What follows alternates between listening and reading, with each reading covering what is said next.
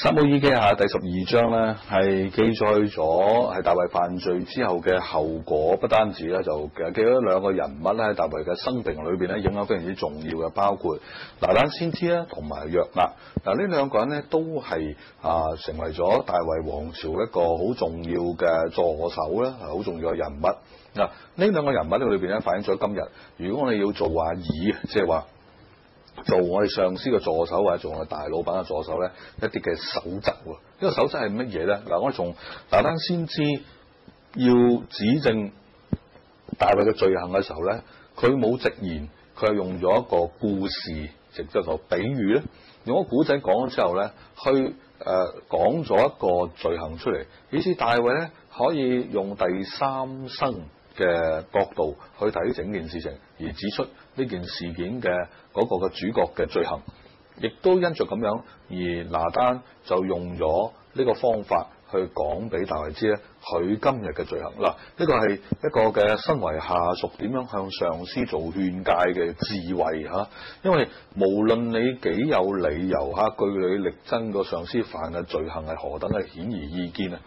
只要你直接指斥佢嘅罪行嘅話，必然招來係殺身之禍，或者甚至乎咧，我哋見到咧係對件事情啊，反而係冇好嘅影響，只有壞嘅結果，係令到嗰個人咧係你令到你個上司咧係更加咧係泥足深陷都唔定噶。我見到當下屬要勸上司嘅時候，個智慧係咩？就係唔好直接指出佢個罪行。而另一個人咧就係約押啦，約押亦都係大王朝裏邊一個好重要嘅助手。喺12章嘅26節，那時約押咧正在攻打亞捫人嘅拉巴，攻取咗王嘅城。約押就派使者去見大衛，咁樣講，佢話：我攻打拉巴已經攻取咗呢個水城，現在請你聚集其餘嘅人民安營呢，係攻打這城，把城嘅攻取，免得我攻取了這城，人就以我名字來叫這城。嗱，呢個咧係舊約裏邊一個嘅規矩啦。邊個係攻佔嗰個嘅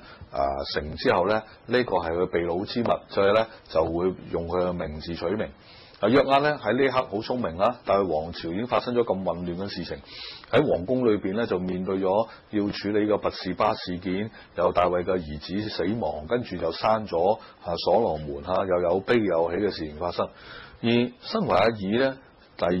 另一個守則，呢段經文記載啦，唔好功高蓋主，呢個好緊要啊！任何嘅成就以我哋嘅上司係取得為榮。嗱，呢個好緊要嘅事情啊！咁有好多人話：哇，咁係咪即係叫做擦鞋仔咧？咁樣嗱，我覺得呢個叫人生智慧，並不是擦鞋，因為你想清楚今日喺你嘅部門裏邊邊個係邊個應該攞功勞嗰個，而唔係你自己。因為如果當你功高蓋主嘅時候，就好似大衛當年一樣，落得嘅收場咧就係不斷流亡、被追殺。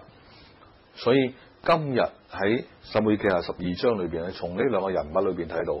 如果我係中層嘅領袖，或者我哋上邊係有上司嘅時候咧，基本上我哋必須學識呢兩個原則，以至我哋能夠係好好生存之餘能夠達到我哋嘅目的，又能夠做到我哋嘅本分。